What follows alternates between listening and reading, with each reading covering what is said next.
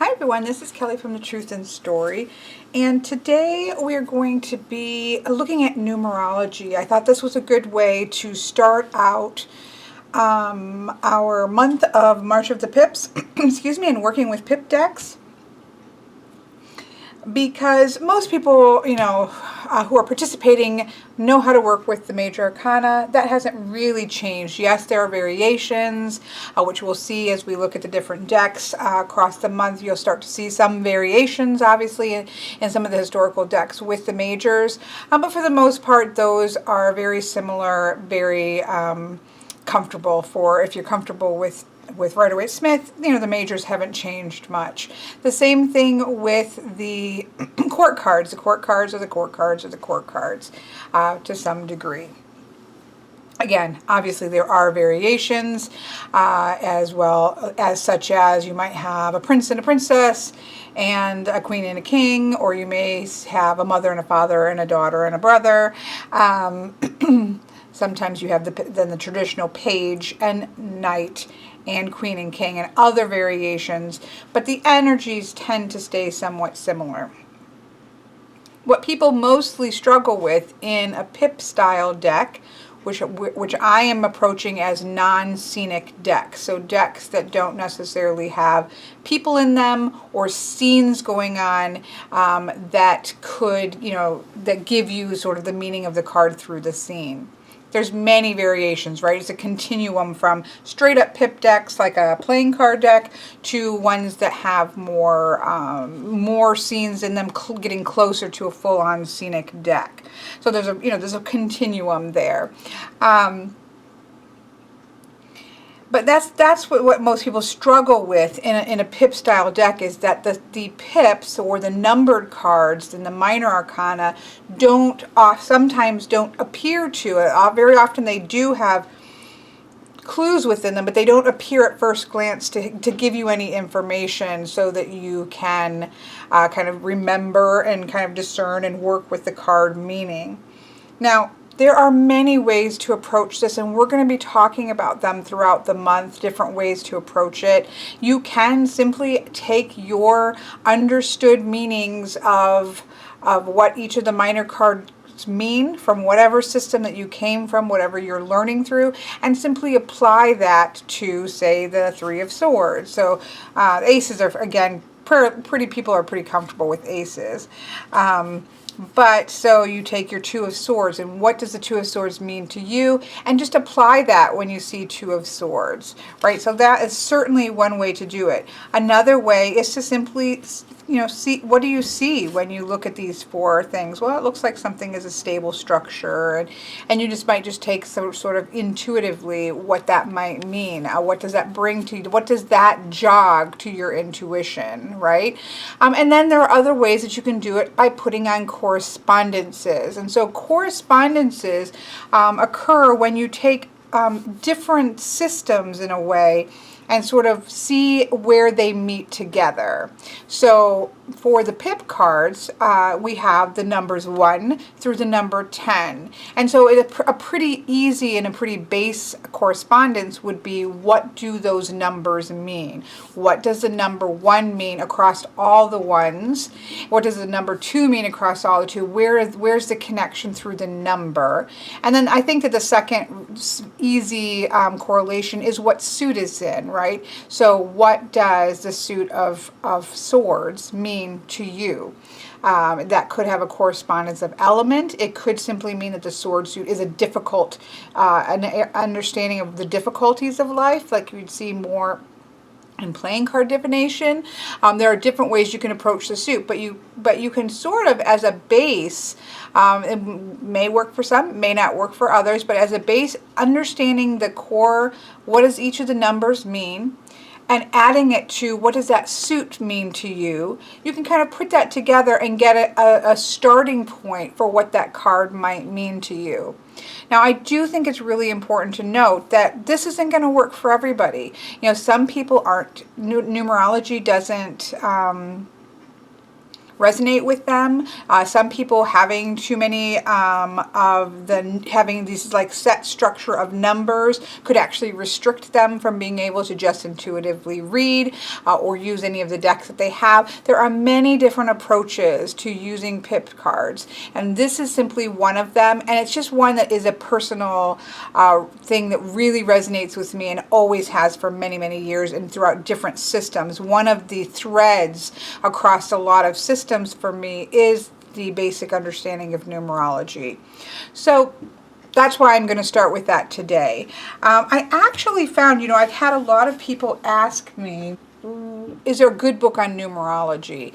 And the difficulty that I find is that most often numerology books are very much geared to doing your life path number and your year number and your doing numbers across, within relationships and all the different kind of numerology things that you can do. It's a system all in of itself. And so I haven't come across very many books that really kind of stick with what does this number mean, so that then you could relate it to whatever system that you want. Now you can definitely take straight up numerology books and do that, and in some ways this is one of those as well. However, I really like this book. So I was at Books A Million and I've seen this a bazillion times. It's always at Books A Million. It's called Numerology, Oracle Advice and Self-Help by Christine Bengal and Patrick Stahel. And it has a deck of cards, which I'm going to show you because I quite like it for what I'm doing here. But for me, the book is a real winner because there is a lot more going on here. There's a lot of interesting things with life path numbers and stuff, which I appreciate because I do work with life path numbers in my reading practice. So in that way, it's interesting as well. But what we're going to focus on is the basic understanding of the numbers.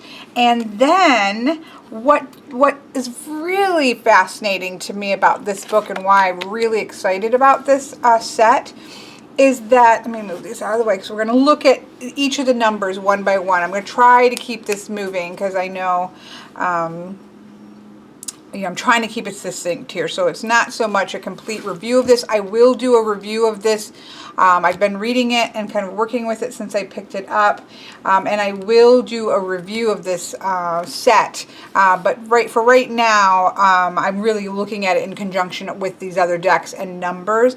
But I do want to point out that one of the things that is fascinating, so for example, if we just take the number 1, and it works with color as well, it has the color correspondences, a lot of things going on here. But what I want to focus on and what really made me, I looked at this and was reading it in the store and I thought, oh yeah, that is really fantastic. So let me turn my phone off. So you can see that we have, for each of the numbers, including 0, we have three cards. And what's so wonderful is that we have the card as the number when it's being inhibited or restricted in some way. We have a version of the card when it's being exaggerated. So in many ways, these are shadow aspects, but they are in different directions. One is retracting and one is kind of going outward more in some ways, or it's something to do with how the energy is moving, because it does work with the idea of numbers as being vibrations. And again, I will do a whole, because this is really interesting, and I will do a walkthrough of this, but for right now, I want to focus on the idea that we have, what does a number 1 look like when it's being restrictive and when it's being inhibiting? What does a number 1 look like when it's being exaggerated and it's got too much energy focused into it? And then what does the energy look like when it's where it should be, right? That sort of in balance, in tune, in the right vibrational frequency. And I really love this. So for example, if you take the number 1, when it is inhibited, it is got, you can almost see the chains here locking it and keeping it apart, and it doesn't know where to go. So down here you can see how is the energy moving, and it's just kind of randomly moving around. It can't quite figure out what direction it should be going in.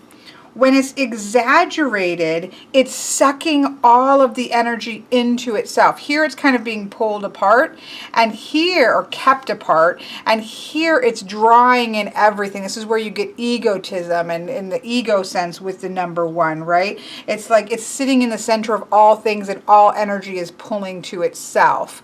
And then it shows it, they calls it the solution, but for me, I kind of think of it as in its purest sense, where the number 1 is connected to all things. It is sitting there. It's aware of its individuality, but it's also aware of the way that it's connected to everything else. And so you kind of get this view of the number in 3 different forms, but it's still the number, and it's still the energy, and it's not necessarily, the book does talk about it doesn't necessarily mean that it's negative, but it can, it can have shadowy aspects to the two, to the one that's inhibited and the one that's exaggerated. So I really thought this was a fantastic way to kind of expand on our understanding of the numbers. And so I thought what we would do, okay, so what I'm going to do, and you can see I ditched a deck because I've decided that's going to complicate things. That's really more for my own interest, and I can do that on my own. I want to stick with just a pip deck, right? And not complicate it. So I'm going to go through each of the numbers and kind of get a look at, we're going to talk briefly about what that number can mean as a base. And again, there are many ways to approach these numbers. These are just some ways that I approach or have read about and have kind of thought about with numbers. So I'm going to kind of give a couple different options, but then we're also going to look at how these could look like exaggerated, restricted, and then in its state in which it's connected, because I actually find that to be a really very interesting. So I'm excited. These things excite me. Okay, so we're going to start with the aces here because that is the number 1. When you're looking at Marseille, and this would be coming from, for me, that would be coming from a lot of the stuff that I collated from Bendov's open reading. We look at the aces as the beginning, as a potential of the whole. Also, interestingly, as the sort of yang energy there. Now, I'm going to get organized here a little bit. So in this particular, I'm also going to be using this particular book for its basic understanding of numbers. There's a lot more than what I'm just going to be talking about. There are color associations, all kinds of other things, but I'm going to try to stay here just on target of what we're trying to do. So we think about and it gives it to you in a strength and a challenge and how it works mathematically, which is interesting because Bendov also approaches things that way, where we kind of think about how are they adding together, how is it working in a little bit more concise mathematical approach. You know what? Let's do something here. Let's zoom in, pull things down, get things where you guys can see them at the. There we go.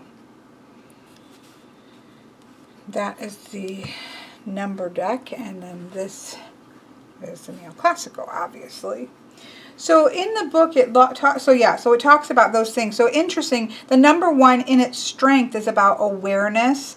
It talks about it being about self-motivation, individuality, independence, right? Mental power, willpower, which is connected with the idea of yang energy, right? So we have that as its strength.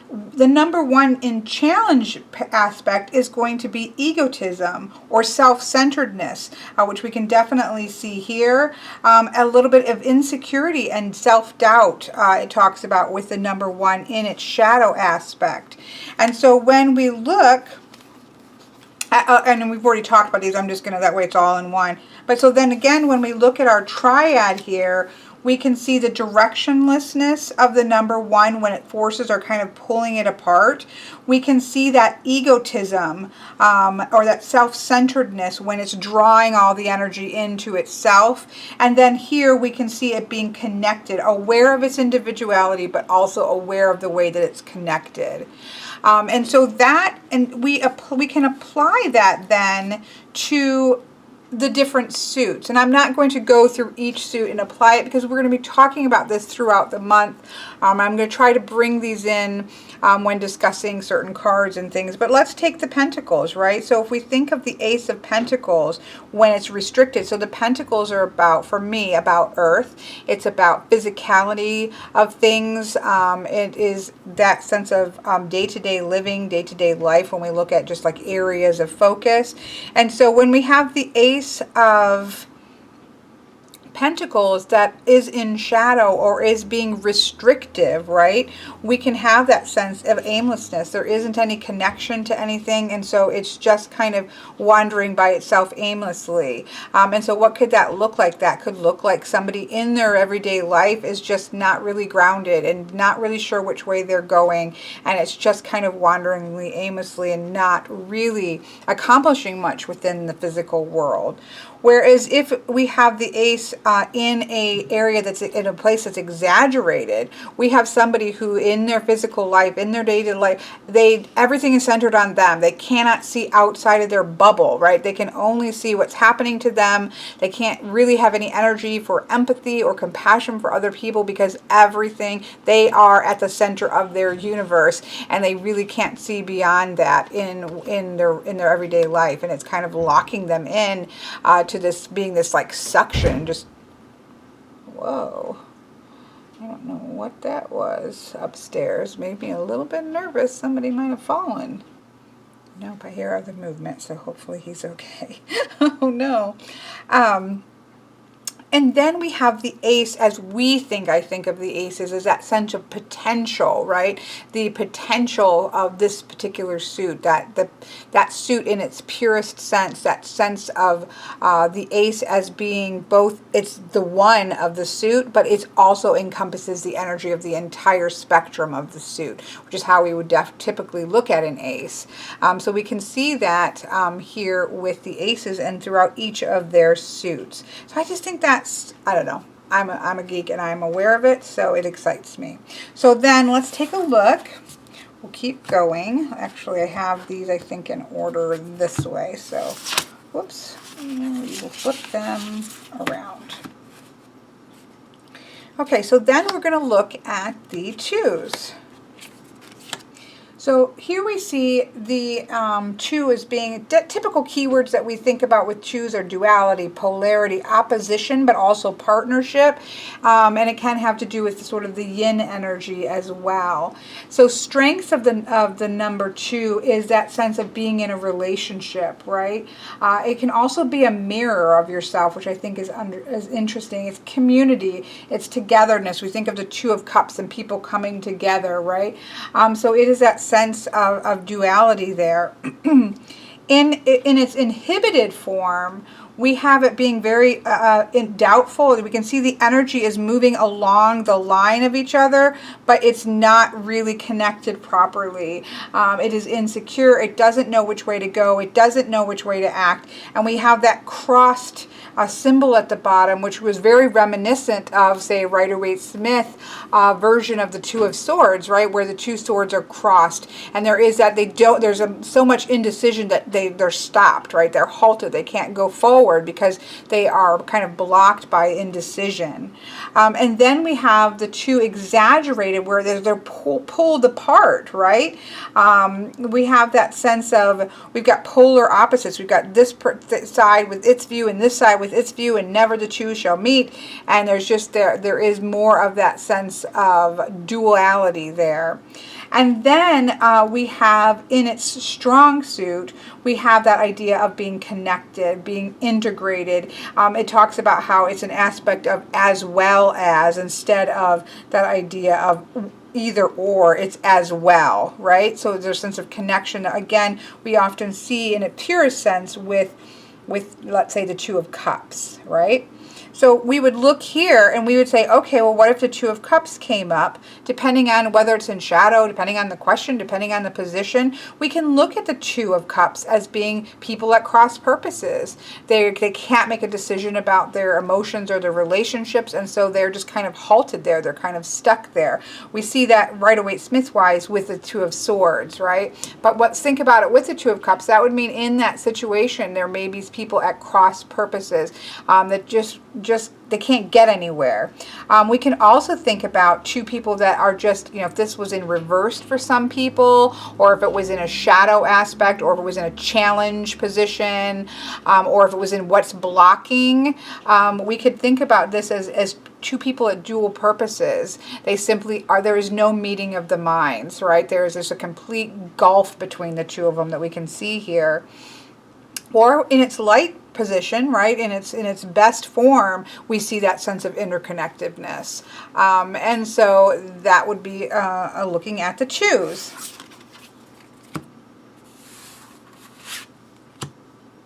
So then we move on to my favorite number, which is the threes, which was interesting because in this book, it does talk about life path numbers and things of that nature, and then what it is that so if you have a life path number, but you also have a number that's sort of your number because it's what you need to achieve completion in number 10.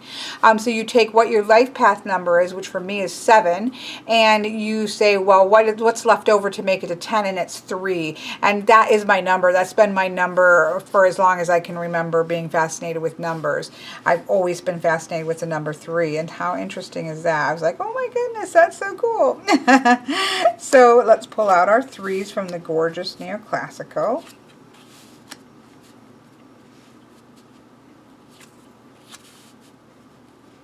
Okay, so when we think about 3s, we think about it is a movement, right? Two things come together. You just really think, okay, you got the I person, right? And it comes together with another person and they make a baby, and now we have 3.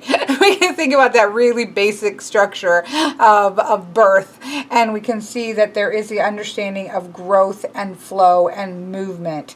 It breaks up the two and creates a movement feeling. This book talks about the number 1 as sort of being the I, the number 2 is bringing in another person, bringing in the you, and then the number 3 becomes the we, right? So that's quite interesting there. It also again talks about the power to action, which is interesting. In its strength is about action and the power to act, growth and movement, whereas challenges, we can actually see that as criticism, which is interesting. I would not necessarily think about criticism with the number 3, but you would think of things not growing, right? That idea of not moving forward, not having growth, staying the 2 not connecting to the 3rd or something of that nature. So I thought that was different. But when we look at these 3, we look at the number 3 when it's inhibited. It's missing the point. It's missing this point at the top. And so we see it lacks the willpower to move forward. So we have the 2, but it doesn't have that 3rd point that's going to drive it forward. So it's inactive expression. It's expression that is inactive if it's in its restricted state. If it's exaggerated, we have very much an explosive energy here. It's impulsive and it's explosive. So that's quite interesting. We can see the lightning bolts here. And then at its best, right, it's harmonically and in harmony connected to the 3. So the active energy is definitely clearly connected, and we see this is sort of a vibration pattern and how the vibration pattern should be, and we can see that energy shooting upward and moving, growth, movement. We can even just see with the triangle, right, that sense of movement forward. It's like the arrow point, and you can really see that where that's missing when we don't have that, when it's being restricted and it's not pushing forward. It's missing that, and it just sits there and it's not accomplishing anything. So I think that's really neat. So if we look at, say, the 3 of Wands, and we think about creativity and passion and driving force of the Wands, if you connect it with fire like I do. So if you think about it, without that drive forward, it's just sitting there and it's not getting anywhere. It's all there, but there's no forward movement. So it's kind of, it's stuck. It's kind of that sense of being blocked, in that what should be a pushing outward energy is being blocked. If it's being exaggerated, there's so much energy and growth going on that it's not accomplishing anything. So we have that. And then again, if it's all working in harmony, with the Three of Wands, I see creative projects, transformative projects, imposing our will outward and outward in a creative manner is all connecting and coming to that point and shooting out like a laser beam, and it's got growth and movement. So that's really, I just think this is really cool. But again, I'm a geek. So let's take a look at the number 4.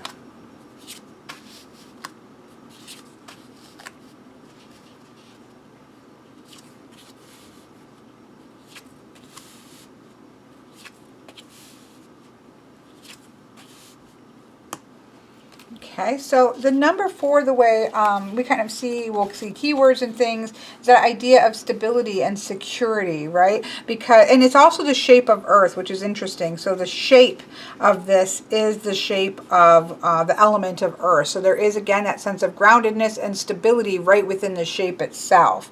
So we think about solid, stable, secure. It's that first sense of stability. We have the singleness, we have the bringing together of another, then we have the growth of the 3, and now we've got that kind of first base of stability here with the number 4. So its strength is about order. You think about, I love the Emperor card, and I'm not bringing in the majors. You can bring the majors, right? So we can bring in the Emperor with this number, but right now, today, I'm just focusing on the number with the minors, but we will be definitely discussing how you can connect the majors to the minors, and that can also help you develop meanings. But I'm trying to keep it kind of one thing at a time. But it makes me think of the Emperor in the Fountain Tarot, which you can Google, and you see that sense of structure. Or is it the Hierophant? I could be wrong. There is a card deck I really like that has an Emperor looking very kind of building a box, and that sense of creating structure, creating form out of chaos. So we think about that. The challenges or shadow sides of the number 4 can be stagnancy. And that's one of the issues that I personally, and again, this is just my own personal thing, right? One of the issues that I have with the 4s in the Rider-Waite-Smith is I feel like it automatically kind of starts from the place of stagnancy. And so whereas the other numbers, it doesn't necessarily start from its place of stagnancy. It's not kind of starting with what is its prime number, or what is its prime meaning. So in shadow, there can definitely be a sense of immobility and a sense of stagnancy and fixation. And so here we have, and there's all kinds of processes you can add. Also, you can take 2 + 2 and do all this kind of thing. But I'm trying, again, we're going to work our way through all those things eventually, hopefully by the end of the month. But so here then, when we're looking at the 3 cards, we can see, if you can see the outer rim here, and then you see the inner, the square drawing inward. So there is that sense of it's being controlling, it's restricting, it's literally, I think of like Carcer and Geomancy, that idea of restriction. That number 4 is closing in and sort of binding, right? Versus an exaggerated form, when it goes outward, it's going in all 4 directions, and there's just no it's really hard for it to maintain its pattern when it's just pushing outward.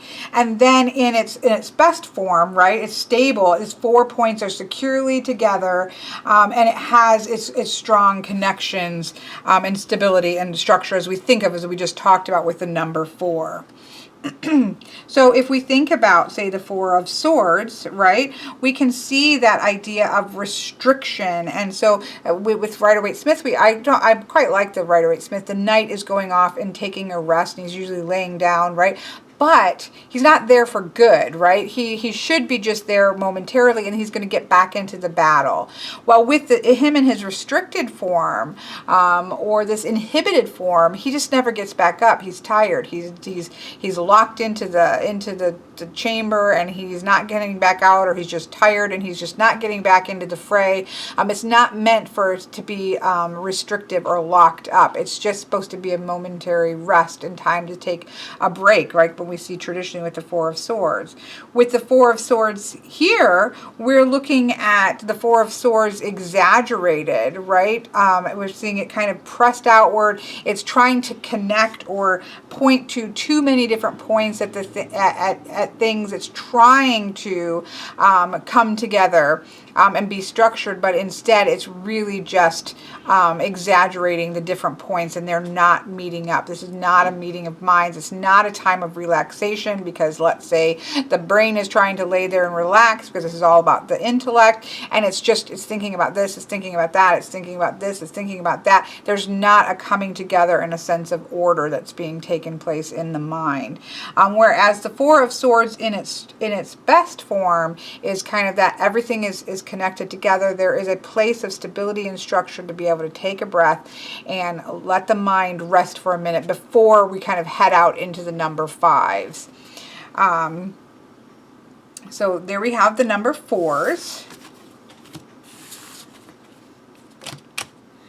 Then we have the lovely fives, right? This is a number that can be very much of disruption, and very often in numerology, and myself included, the fives seems to default into disruption. But that's not necessarily all that it's about. When it's all together and working as it should be, it's a pentagram, right? It's all five things kind of working in unity. This one to me was a good reminder for myself not to just default with the five as being disruption, because can the five be disruption? Yes, for sure.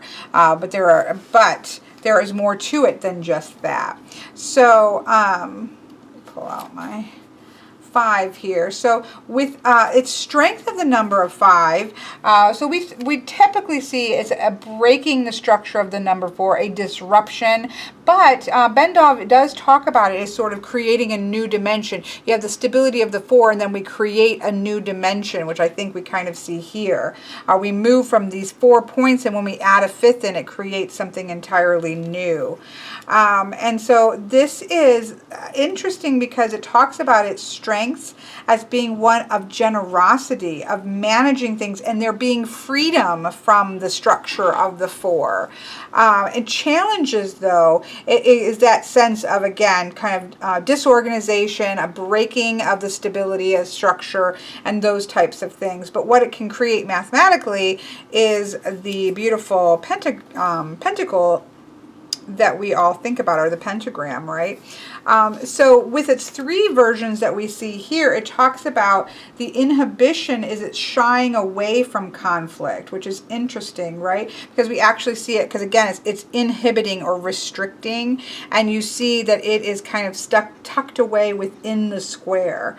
And so it is trying everything to hold on to that structure and to not let go of the structure. It's drawing everything to it and kind of putting the covers around over your head and saying, I'm not coming out. I don't care that the things are kind of need to be shooken up and we need to have a shake up here. I don't care. I'm staying under the covers, right? Then we have the exaggeration where it's breaking out of, again, this is what we typically think. It's a disruption. We can see the number 4, and then that line has been disruptive, and it causes a break in the stability, a break in the structure that we saw there.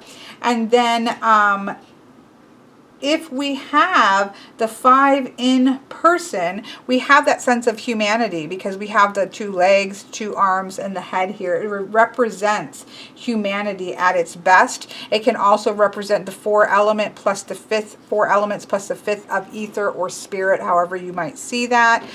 So there is a lot of structure, of beauty that is within humanity, and it talks about using organization for the greater good represented in the number 5, because this would represent a person with his or her 5 senses centered within them, being centered in the 5 senses. So that I think that's really neat way to look at it, and it was a good. This was a good one for me, because I do kind of default to the disruption. I don't think it's always bad that there's a shakeup or disruption, but I do think of it as disruption, and I quite liked seeing sort of the shadow aspects, that other ways of viewing the 5. So that was a good one for me. So as we were talking about examples, if we think about 5 of Cups, so we think about the 5 of Cups in being inhibited, right? There's a lot of emotions that are going on. There is maybe some work that needs to be done in a relationship, but the people are just kind of putting their heads under the covers and just, I don't want to deal with this. I don't want to focus on this. And so they are not allowing the shakeup to bring to light what needs to be. They're just kind of, again, head in the sand sort of feeling. Whereas if we get this in its typical aspect, we think, okay, there's a shakeup in this relationship. Something is going on. It may actually be a good thing, and it may be a difficult thing, but there is something disrupting the stability of this particular relationship. In Rider-Waite-Smith, you'll see this as the loss card, sort of that sadness and mourning of the breaking of a relationship, right? That we can see. It could be through death, it could be through breakup, very, different ways you can see that. But I love when we think about it, what does it look like when the 5 of Cups, say, is in light, is in a positive aspect. We can think of it as everything being in tune within the body. We can see using all 5 senses and being in harmony with our humanity. So I think that's really neat. Again, can say that after every one, but I'm going to try to keep moving. So that takes us to the number 6. So I think you've kind of gotten the feel for how I'm doing this. So I'm going to kind of try to speed it up a little bit, so we can keep moving forward here. So the 6 is considered to be harmony. It's 2 times 3. It's that idea of the double movement, right? It's 1 plus 2 plus 3 equals 6. It's considered to be a number of harmony, which I think works really well. You have sort of this disruptive energy of 5, and we have that sense of coming together of harmony with the 6s. It talks about, in this particular book, about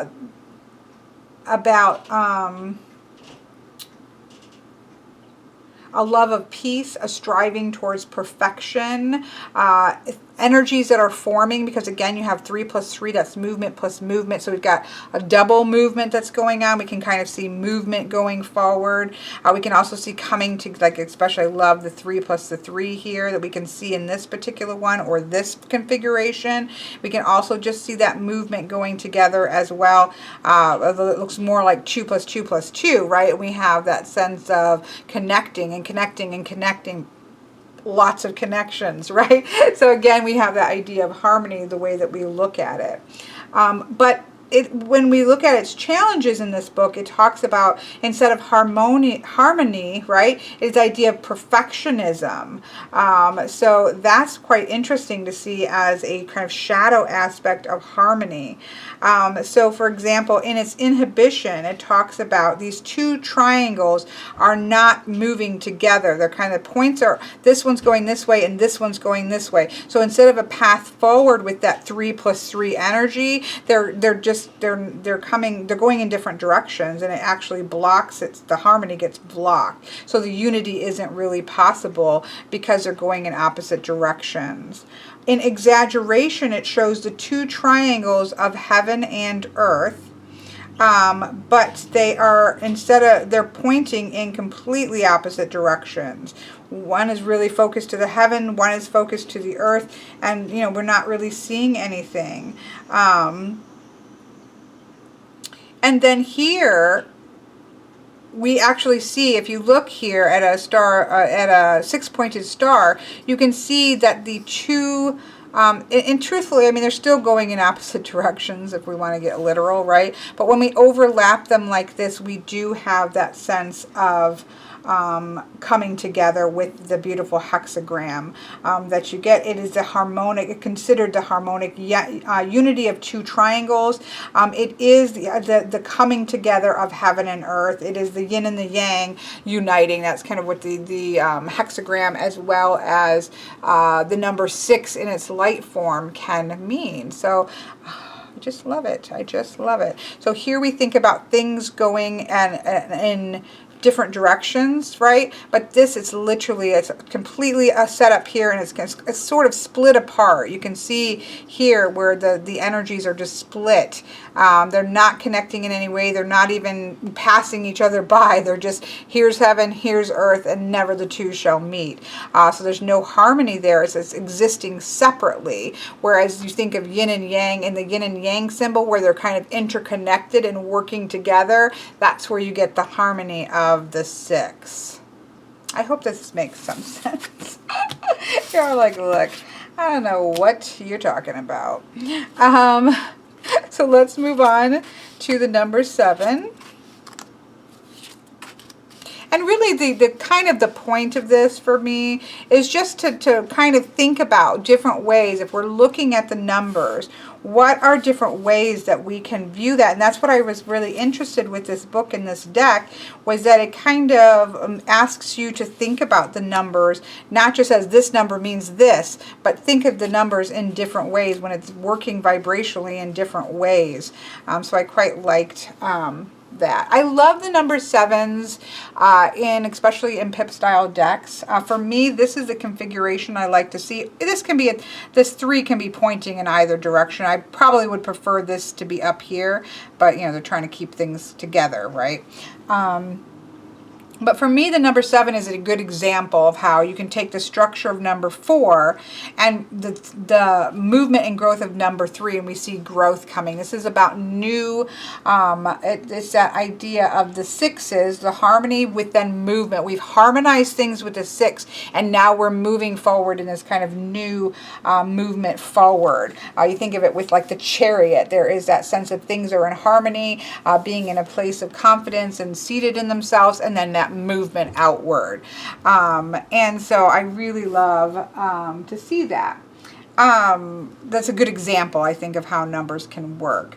So in this particular deck, they're looking at the strength of the number 7 is, again, that idea of striving towards more perfection. It's that idea of moving forward and trying to strive forward, taking that harmony and moving it forward. It does talk about, again, the unification of the immaterial, the spiritual, and the material. So where the 6s was a harmony between heaven and earth, we're kind of bringing the 3 realms together in the 7s, which I thought was quite interesting. You do think of, the way I was taught, was that 7 is a number of perfection as well.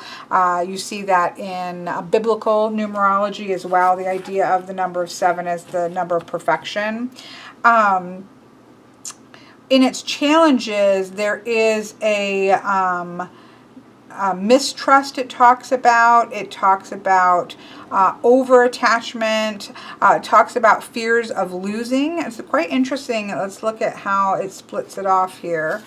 Let me pull the 7s with the color of terracotta, which I love. So in its inhibition, it shows how that the movement is head first.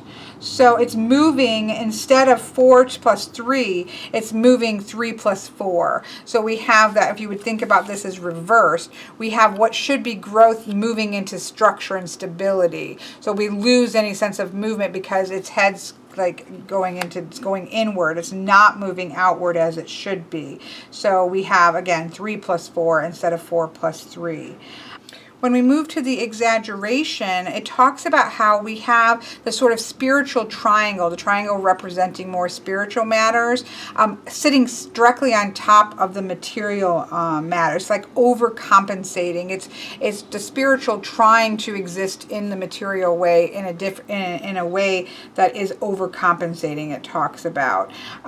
So that's quite an interesting movement here, because you just have it layered on top, and again, it's just sitting there. It's not, not that connection. Here in the last one, we have heaven and earth, as well as spirit and body, all kind of harmoniously together. So because we can see the triangle here and the triangle here, and then we have that center piece here in the middle. So we have that idea of heaven, earth, spirit, and body, all enclosing within the two triangles, with the eye or the center of the person at the middle of all of this harmony. So that's quite interesting. I stick with more of I've not thought of the sevens in that way. I can definitely see this kind of inwardness, that opposite of going from 3 into stability, but I generally see the 4 and the 3, so that sense of new movement out of the harmony, because we have that stability, but then we've got that new growth and that new movement. So for me, the keywords are very often new growth, but I think that new growth only comes when we take all aspects and everything is kind of in that perfect vibrational connection so that we can have growth. And you have to have the right soil. If you're going to try to grow something, the soil composition needs to be right. You need the right amount of sun. You need the right amount of rain. You need all those conditions to be right so that you can have that new growth. So yeah, pretty cool. Pretty cool. That moves us to the number 8. Interesting images here. Getting pretty fancy. And a lot of this has to do with geometry and things of that nature, and mathematics. Again, I will do a separate video really going into these. I'm kind of just using them for one purpose, and for the purpose of this, just to try to broaden our ideas, my own included, about numbers and how we might see them. So traditionally, the number 8, so when I'm thinking, again, tapping back more into Bendov's kind of Marseille, is that idea of bringing together, right, the two solid numbers. So you can really see it with the pentacles, 4 plus 4. So you really have a sense of structure there. You really, where the 4 is that sort of beginning stability, you've got structure with the 9s. You've got mastery when you think of the 8 of Pentacles and somebody getting mastery over their skills with the 8 of Pentacles, because that sense of really, we have built upon the stability here and turned it into a really solid structure of understanding, right?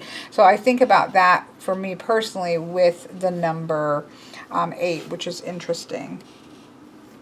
This particular authors have the strength, again, is that self-empowerment.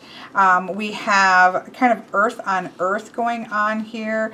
You have, it does actually tie it with the understanding of justice, which I think is interesting, because in Marseille reading, right, the older, and some others as well. People, you can get decks, and some are 8 at a strength at 8 and justice at 11, and vice versa nowadays. But definitely up until the Rider-Waite-Smith, justice was at 8 and strength was at 11, and so that really makes is interesting. That's numerologically, because this is not a tarot, this has nothing to do with tarot, so numerologically you have that connection with justice and the number 8, possibly because of the long centuries of justice at 8, right? So challenge-wise, though, I assume you could get really restricted and not so much having a reconciliation, but we could have two different structures like next to each other and not intertwining or working within each other. You could just see that going on there. So in the inhibition state, we can see it being divided and locked, right? So we have that sense of, here we have sort of you can see this kind of square with the cross in the middle. It's just sitting there. There's no flow. You can kind of see lines going through here, but these are two separate things that are locked out from each other. So that's quite interesting. There's no flow. It's overstructure. It's what we, I think of with the 4s in Rider-Waite-Smith, that sense of stagnancy, and really just, we've got, somebody here, somebody there, there's no connection between the two. It's just the lockout going on. So that's interesting. With the exaggeration, we have something becomes out of balance. And you can just see where these lines are not even connecting, like it's just all over the place. We have these, nothing is in balance over here. Maybe one of these traditional squares is got all the power and the other one is locked in, it's lesser power. There's just nothing, there's inequality is not there. We do not see the balance between that. We can literally see 4 plus 4 balance. We can see the 4 plus 4 balance here. Even in this structure of the cups, you can see 2, 1, 2, 1, 2, right? There is a sense of balance and form here. When it's in shadow, it's not in balance whatsoever. There is not an equal balance of power. There's not an equal balance of structure. And then here we actually show the balance in harmony of the 8 here. Kind of working off of the number 8, the way that we see the number 8, the lemon Scott. You can see that going on doubled here. So we can just kind of see that connection, 1, 2, 3, 4, 1, 2, 3, 4. We just have this growing mastery and that sense of growth and structure here and stability off of there. It's quite interesting. This is not what I would have expected really to see. I know that this deck is working with vibrations and mathematics as well. Again, I will have a different thing on this as well, but it's more that idea of thinking about, okay, well, what does it look like if we have the number 8 being in exaggerated form? Well, to me, that does look like, okay, one of these ends up being larger and overshadowing the other. There's no energy communication between them whatsoever, and there isn't going to be that sense of structure and mastery. And you can definitely see in a restrictive sense, everybody's stuck here in their little squares and nobody is, again, communicating. So I think that visually, it's very interesting. I just love this stuff. I'm sorry, but I do love this stuff.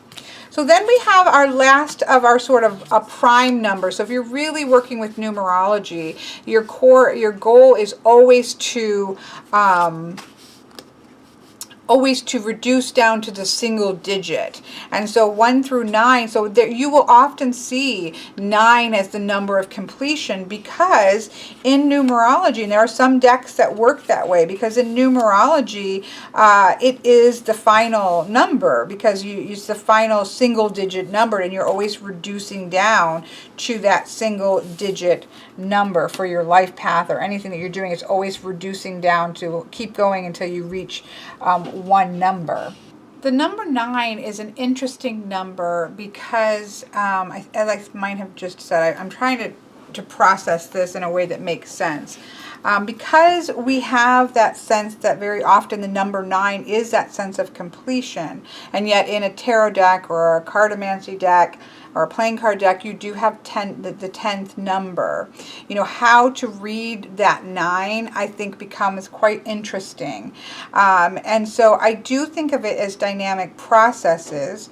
It is considered to be a transforming number, which is quite, I think, powerful, because you do, again, have a lot of different mathematical the way that they can equate themselves, right? So it is the idea of energy that is always moving but never lost. That's kind of one of the things that I picked up from this. So you're still moving, right? We haven't like come to a standstill. We haven't started back to the beginning again either. It's just in that perpetual state of moving, I guess what I would be. And so when you show it inhibited, they're just kind of stacking inward. There isn't really movement happening. There isn't really energy happening. It's just kind of maybe like thinking of it like a black hole. All that energy is just cycling inward. It's not really accomplishing anything. Whereas when you look at it in exaggerating, you've got, and I liked what it talked about here with this particular, pull it back up, I lost my place. In exaggeration, it talks about the 3 triangles are just escaping to intellect, heart, and hand, which I thought was interesting, but they're just kind of all going in separate ways, but not in a harmonious way. And so there is that sort of explosive, there's a spiral that's spiraling, but then it's just spiraling out of control. So when it is exaggerated, it is all this energy, emotion that isn't imploding, but it's kind of going off into, you're really, again, not have that harmonious building and creation that's going on, that creation, because it's just kind of swirling off, and you're losing it, whereas this is all kind of sucking in. I think of like a black hole energy here. So a lot of energy in the number 9. And how is that energy working? Is it imploding inwardly? Is it spiraling off because we got too much, there's no structure there whatsoever? Or within the solution image here, where we see this kind of, he talks about how the energy of thought, emotion, and action, which we saw here with the intellect, the heart, and the hand, right? So they are all in a harmonic way, and it blends to all the sides. And so we see that spiral that is ever spiraling. It could be spiraling up, it could be spiraling down, but there is actually movement going on. There's actually something that's happening. So I think that's really, I think that the number 9 is one that we often struggle with, I think, in tarot, because, or with people that I've discussed the number 9 with, there is a struggle there, because is 9 the number of completion, right? Or is 9 kind of the almost there, or just hold your ground and there's one more push, until you hit the 10. So there, that dynamic is kind of there when you take the numerology versus cartomancy, like tarot and playing cards, where there is the number 10 in place. So I think it's an interesting thing, but there's lots of energy. I think that's the key with 9s, is there's 3 times 3 times 3, 3 plus 3 plus 3, right? There is energy, energy, energy. How is that energy working? What is it doing? Is it spiraling out of control? Is it imploding inward? Or is it building in awe and unity, which makes this beautiful sense of, as Bendall calls it, dynamic processing going on? So the 9, I think, is definitely a complicated one. Now, this deck doesn't have the number 10 per se, but it does talk a lot about the 0. Oops, I got these backwards. Messing up my zeros here. It does talk a lot, and there's actually a lot of information here about the number 0 that I found to be quite fascinating, but again, isn't in the scope of this. But it does talk about that idea of 10, which is being the 1 plus the 0, right? And that is a state of perfection. So the number 10 is the state of completion or perfection. Which do I have then? Here's the 10. Did I have the wrong number all that time? I don't think so. I might have. I'm going to have to go back and watch the video. If so, I will have to put a note there. I don't think I did. So here's our 10s. So we do think in terms of tarot, in terms of playing card reading, the 10 is both the ending and the beginning, right? It's both. That's why I kind of like this image here of the Ouroboros, right? It is the beginning and the end. It is that complete cycle of perfection, but it always includes that idea of now we're starting over again. It's a new cycle. We're moving into the court cards, right? So I'm not going to talk a lot about the number 0. It does have the inhibition for the number 0. There is a piece that is missing to this pie, so it's not quite complete, right? So that is that sense of being incomplete. In exaggeration, we see this dot, which in this deck represents the individual, is kind of drawing everything into itself, is trying to experience everything and then isn't able to experience anything. And then in balance, it has that the wheel of life that we think of. It literally connects it to the idea of the wheel of fortune, the wheel of life. It is that idea of perfection and also that idea of beginning again. And that's really what the number 10, and that's one of the reasons that I have the biggest struggle with the 10 of Swords as being that idea of 10 swords in a person's back, or the 10, swords in the bull and the wild unknown. Like, is the idea of perfection, that completion that then starts over again in the realm of intellect and the mind, is that really death? I mean, all the other ones you have, Pentacles, where you have that sense of fulfillment and completion. Everything is perfect and also ongoing into the next generation, right? We have the Cups as the happily ever after, a sense of perfect unity and with family and emotions and everything happily ever after, and the new beginnings of children starting their own lives, right? So you have all these, but with the swords and the wands, you kind of go back to that more playing card feel of swords being, you know, trauma and traumatic things and bad things, and wands very often being problematic things in playing cards. However, you haven't done that through the rest of the suits, and so it's like all of a sudden we've kind of gone there, so it doesn't quite feel balanced. So that's one of the reasons that I really like pip decks, is because there is that understanding that it is the full cycle of that suit. It's a coming of completion, but it's then also the inherently the starting over again. So very interesting, very beautiful. I do quite like this, the idea of zero, missing things. If we're missing something for that, you know, if it's in shadow, we haven't quite completed, right? There's a missing piece. Exaggerated is we're trying to have, as almost like what we think of with the Ten of Wands, of the weightedness. We're taking on so much that we really don't end up experiencing anything. And then that full circle Ouroboros example here. So I do think this still works really beautifully as an example of the 10 in different formats. So I hope that this helps in some way. Again, I'm not 100% sure if this is going to help or hurt, but I really I found it to be fascinating. I've come from studying numerology for a while.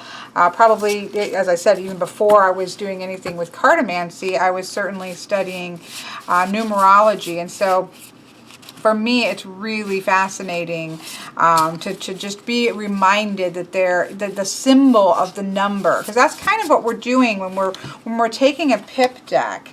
So, for example, do I have a deck out near me that has, well, even, let's just take this, you know, because this is kind of pip-like, but it still has things going on.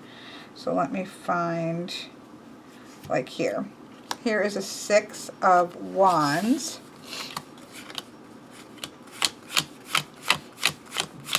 And you know how it goes. There we go. Usually you can't find it, right? So we take the Six of Wands, right? Because there's nothing happening here in this deck, it's just a pip. There's 6 wands here, 6 batons. The number 6 is the symbol. That is the intuitive hit. The number itself becomes the symbol at its very base, right? Again, there's all kinds of things that you can do. What do you see? What's going on here? There's other things but just at the very simplest, the number in a pip deck becomes the symbol. It becomes what we're reading. Versus a deck that has things going on like this one. We have wheat here, we have air, and we have heaven, and we have earth, we have the connected triangles, we have all kinds of other intuitive hits to draw off of because there's other images and things going on. Whereas there is a beauty in a pip deck because you can do other things, but at the same time it can be as simple and succinct as what is the symbol of the number 6? What does 3 plus 3 mean? You know, what is 2 plus 2 plus 2? And kind of getting to that root core of the symbol of the number and knowing what that means. So again, I'm fascinated. I've always been fascinated with numerology. So to me, it's really a neat place to start. But it doesn't have to be. This doesn't have to be the way that you read pip. All throughout this month, we're going to be looking at different aspects, and this may not be something that resonates at all with you, and there is absolutely nothing wrong with that. Never using a pip deck, there's nothing wrong with that. There's nothing, you know, better or worse about a pip deck versus a scenic deck. They're just different, and we see in today's market, we see a lot of scenic decks. So this month isn't about saying that there's something wrong with scenic decks. It's really just okay, well, let's look at the other side of things as well that isn't talked about quite as much, at least in terms of YouTube and things of that nature.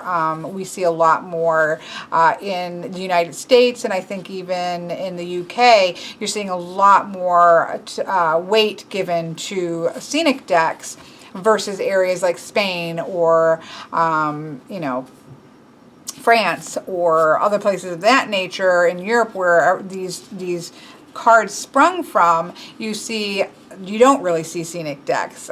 You see pip style decks, you see Marseille style decks. That is what a tarot deck is.